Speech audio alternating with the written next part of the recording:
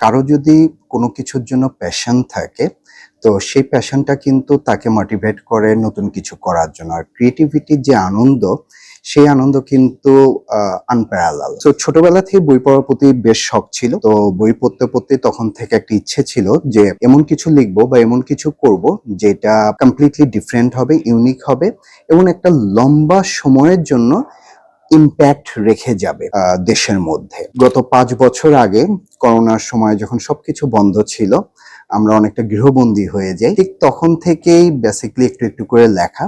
প্রথম দিকে লেখাগুলোকে আমি আমার টিমের সাথে শেয়ার করতাম। পরে যখন আমি ভার্সিটিতে ক্লাস নেওয়া শুরু করলাম, আমি আইবিআর বুটেক্স এর রেগুলার বেজে পিজিডি প্রোগ্রামে ক্লাস নিয়ে থাকি।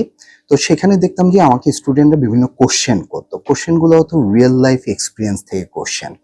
এবং আমি খেয়াল করে দেখলাম যে সেই কোশ্চেনে একটা মেজরিটি আমি যে কনসেপ্টগুলা বা যে টপিকসগুলা নিয়ে লিখতাম তার সাথে মিলে যায়। তখন আমার কাছে মনে হলো যে আমি যদি কোনো কিছু ভালোর জন্য করি, ইম্প্যাক্টফুল কিছু করতে চাই, এটা শুধু আমার টিমের মধ্যে কেন লিমিটেড থাকবে, আমি কেন না এটা পুরো দেশের মধ্যে ছড়িয়ে দিই। তো সেই থট প্রসেস থেকেই আসলে শুরু করা এবং একটা সার্টেন পিরিয়ডে মনে করা যে ওকে আমি তাহলে বই আকারে নিয়ে আসি, বইটাকে রিলিজ করি, তাহলে পুরো দেশের মানুষরা বইটা পাবে।